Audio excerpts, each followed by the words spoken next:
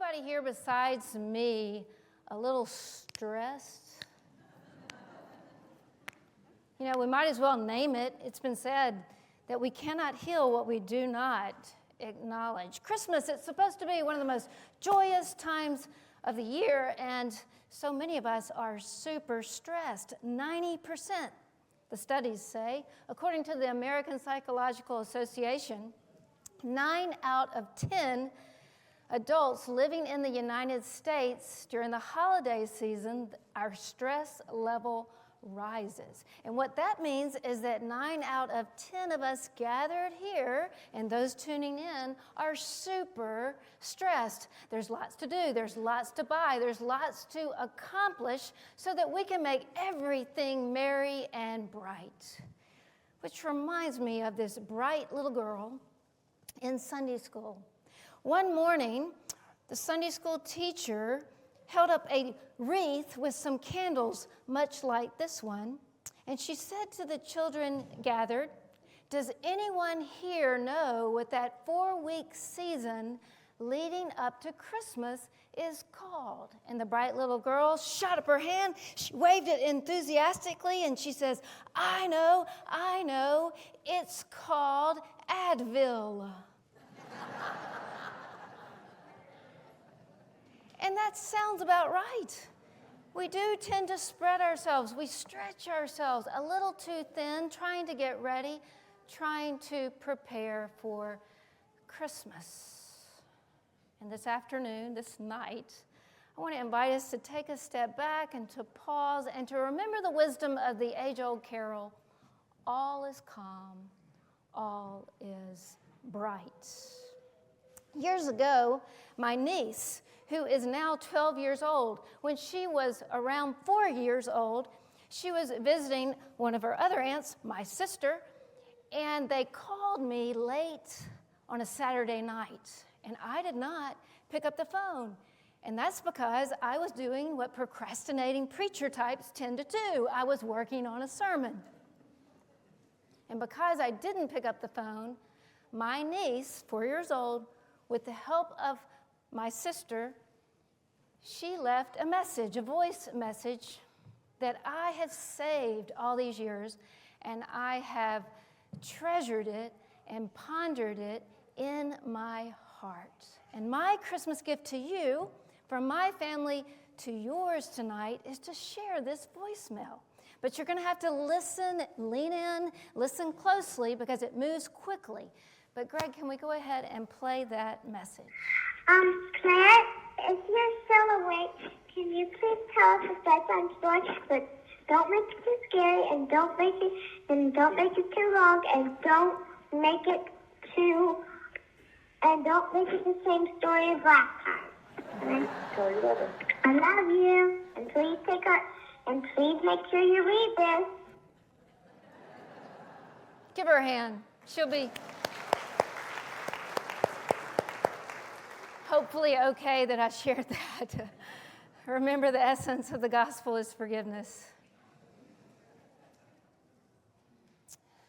You know, it's the prophet Isaiah who said, "It is a little child shall lead us." And in the spirit of my niece's instructions on storytelling, I promise tonight not to say anything scary.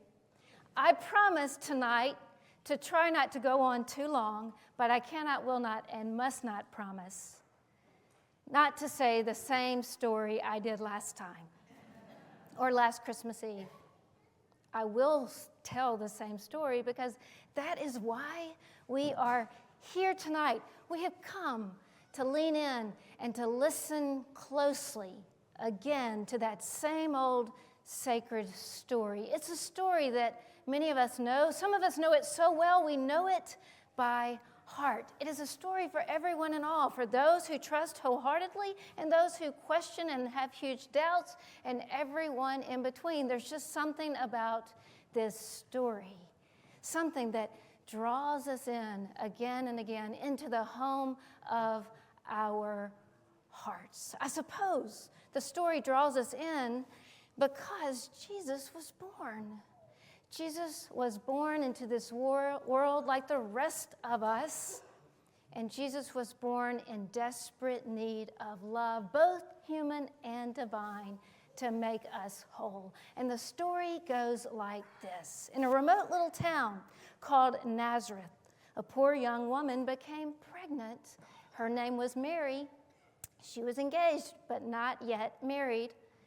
I wonder how those families sorted out that chaos and challenge. We know that she was engaged to a man named Joseph. Thanks for participating. And Joseph was one of the good guys. He wanted to get it right, and he wanted to do right by Mary, so he came up with a plan. And his plan was to break off the engagement quietly so as to not bring her any kind of scandal or punishment, because she could have been stoned to death because of her circumstance.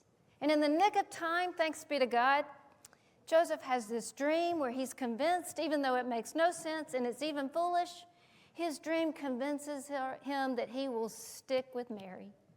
And so they hurry up and they get married. And just as they're getting settled in as newlyweds, a census, a mandatory census by the government is enforced, causing Joseph and Mary to have to travel around 100 miles all the way from Nazareth to Bethlehem. Google Maps says this is about a 35-hour walk, and that's not counting rest stops or bandits or pregnancy. And let me remind you that we are told that Bethlehem is very crowded. It's a small little town, and Luke's gospel says everyone was there to be registered, counted, and accounted for. And in the short snippet of a story, the birth story, Luke repeats the word register 4 times. I counted. Empire. Empires are very concerned with numbers. But guess what happens? As all the people are being counted, God shows up in a way that doesn't count for much, at least by the world's standards. In this story, there is no palace. There's no grand announcement to Caesar. There's no room in the inn. There's just a baby lying in a feeding trough made for animals that we call a manger. And so in the late 19th century, a well-known Scottish poet by the name of George MacDonald wrote these words: "They were all looking for a king to slay their foes and lift them high. Thou camest as a little baby thing that made a woman cry." This story, the story of the birth of Christ, never gets old, because it is a story that reminds us that nothing in all of history, nothing here and now, and nothing in the world to come is more powerful than love. You tell me, what's more powerful? An emperor enforcing everyone in the known world to be counted and pay up? Or an infant lying in a manger, no crib for a bed? John's gospel describes the gift of God for us, the people of God, the Word made flesh, in this way. The light shines.